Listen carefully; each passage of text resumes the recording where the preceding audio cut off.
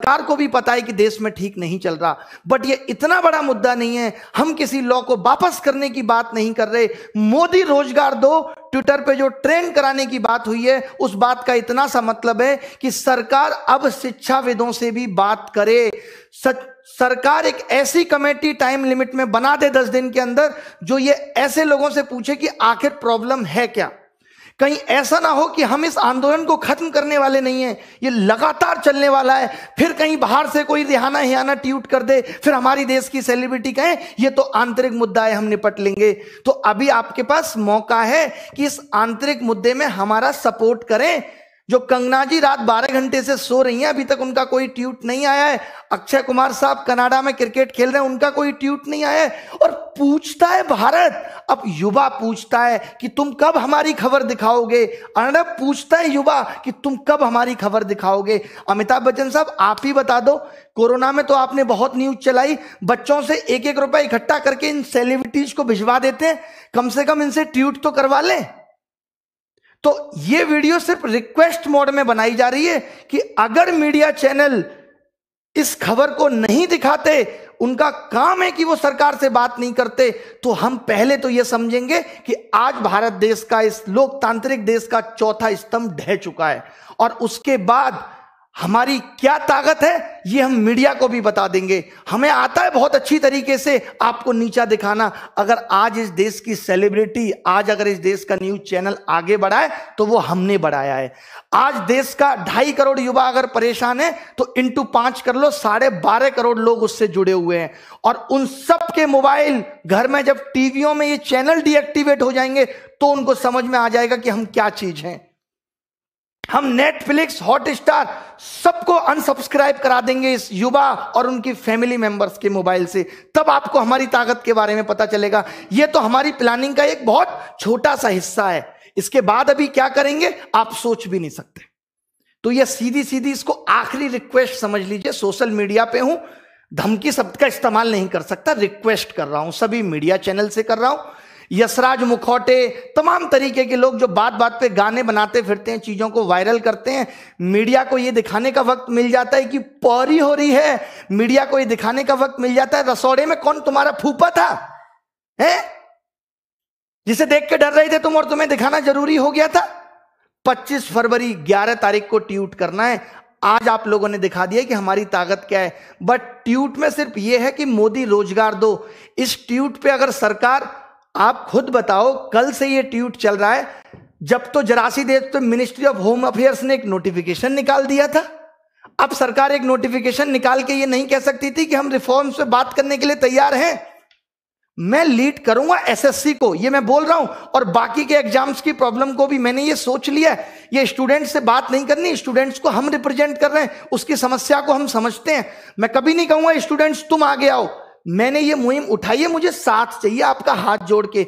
जितने भी बड़े बड़े यूट्यूब चैनल हैं, चाहे वो ध्रुव राठी है, आप सबको एकजुट होना है। चाहे वो Utkarsh classes Jodhpur, Rakesh Yadav reader publication, जितने भी बड़े बड़े लोग, बड़े बड़े टीचर जिनको बच्चों ने प्यार देके यहां तक पहुंचा है, उनका भी फर्ज बनता है कि सबको एकजुट करें। हमारा टारगेट ट्वीट का मोदी रोजगार दो तो है, बट इसके मायने बहुत बड़े हैं। जो हमारी मांगे थी उसको हम एक ट्वीट में नहीं सिमटा सकते थे। हमारा इस बात का मतलब है कि सरकार की नजर में जब ये आए तो सरकार पूछे समस्या क्या है, और फिर हम उनको समस्या बताएं कि इतनी समस्या है और इनको कितने दिन में आप खत्म कर दोगे, सॉल्व कर दोगे इनको। मुद्दा ये है। नहीं तो आज आपने देखा होगा पीएमओ ने अपने लाइक डिसलाइक बटन बंद कर दिए। मतलब अब राजा ये नहीं देखना चाहता कि हमारी वीडियो लाइक हो रही है डिसलाइक। मोदी जी के लास्ट वीडियो पे 2500 डिसलाइक है मात्र। शर्म करो, बस 2500। ऐसे कैसे काम चलेगा? कम से कम मिलियन में डिसलाइक भी करना है, मिलियन में डिसलाइक करना है, कमेंट करना है, वीडियो को रिपोर्ट करना है। सर देखिए, अब अगर ये आंदोलन हम सफलता इसमें नहीं ला सके तो मुझे नहीं लगता हम आगे ला पाएंगे। 5 दिन लिए, हर एक इंसान को जगा दो।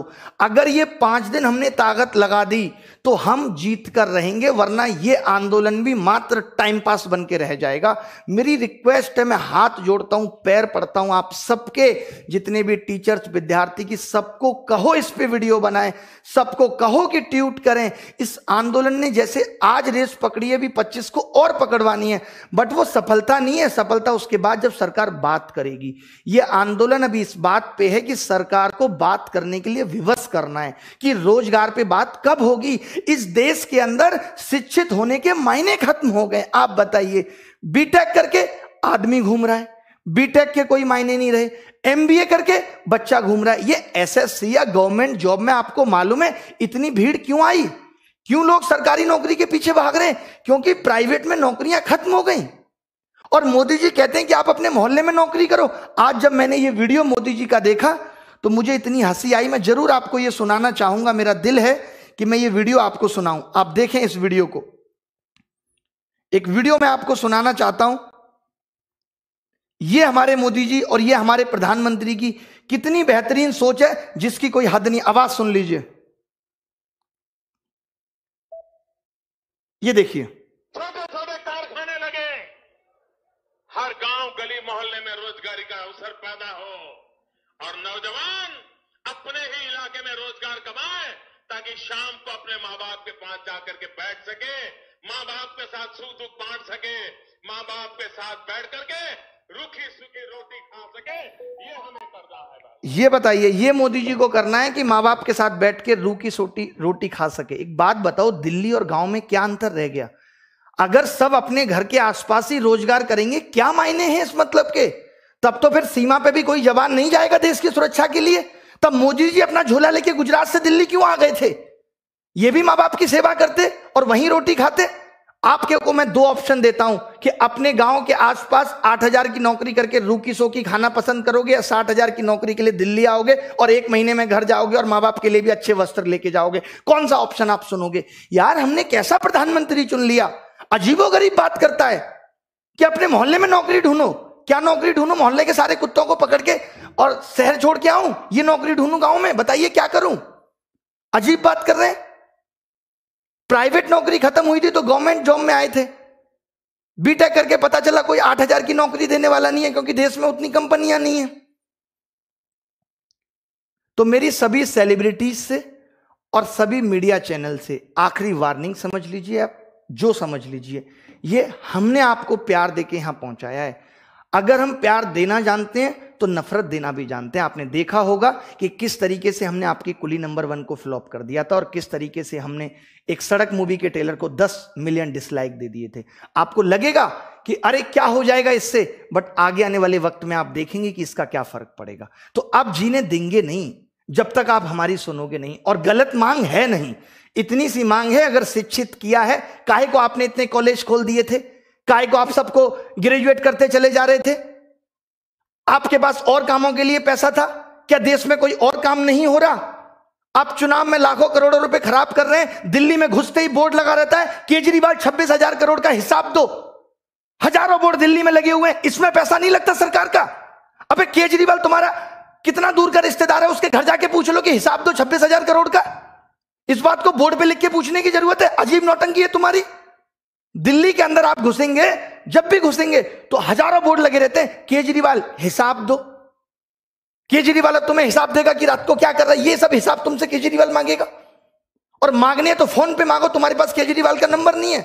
संसद में मांगो, विधानसभा के सत्र में मांगो। इन सब चीजों में एमसीडी में पैसा लगाने के लिए तुम्हारे पास पैसा है, नौकरी देने के लिए पैसा नहीं है। ये मैं दिल्ली सरकार से भी कह रहा हूं, डीएसएसपी की नौकरी 2014-15 की पेंडिंग है। एक समस्या है, हलवा समझ के रखा है। चिताएं जला दें अपनी अपने परिवार की।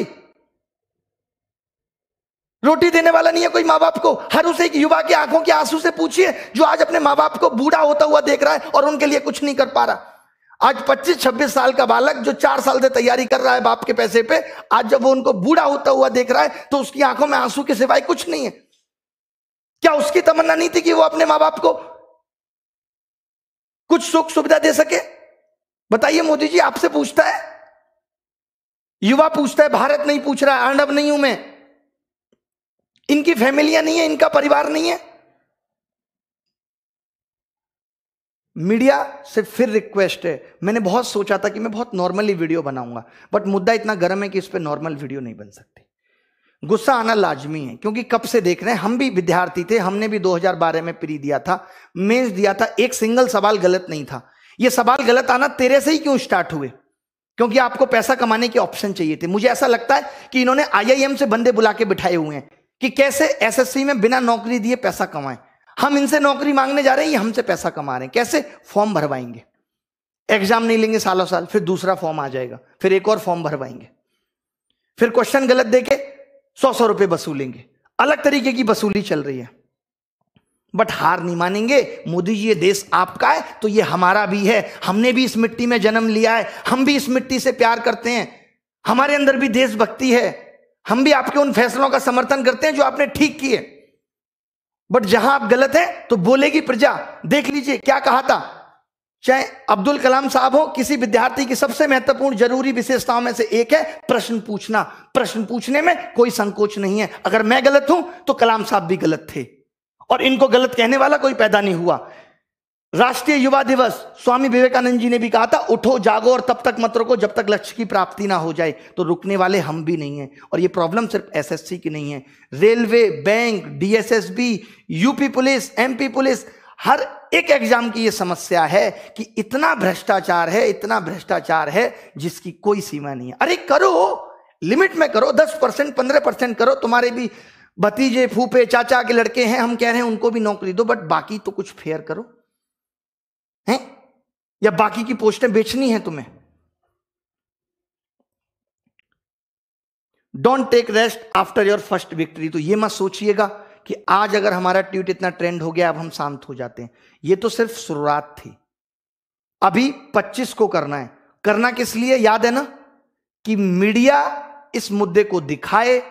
रवीश कुमार, आप जानते होंगे, जो हमेशा इन मुद्दों को दिखाते हैं, वो भी नहीं दिखा रहे हैं। एक वो अभिसार शर्मा है, वो भी नहीं दिखा रहे हैं, वो भी बंद हो गए। किसान, बस इन पत्रकारों का काम क्या, मजे लेना। ये जाएंगे किसान आंदोलन में, देखेगा ये कार्टून सा किसान है, इसकी वीडियो ले लो, अच्छी चलेगी। मीडिया सिर्फ एंटरटेनमेंट का पर्पज बन गया, सिर्फ एंटरटेनमेंट, एंटरटेनमेंट। अरे एंटरटेनमेंट तो हमारा हप्पू की उल्टन पलटन से भी हो रहा है। बताओ, एंटरटेनमेंट के लिए तो हम कौन सी शकीरा का डांस भी देख लेंगे। तो रुकना नहीं है। सब मीडिया चैनल को जितना डिसलाइक कर सकते हो उसमें लिखो।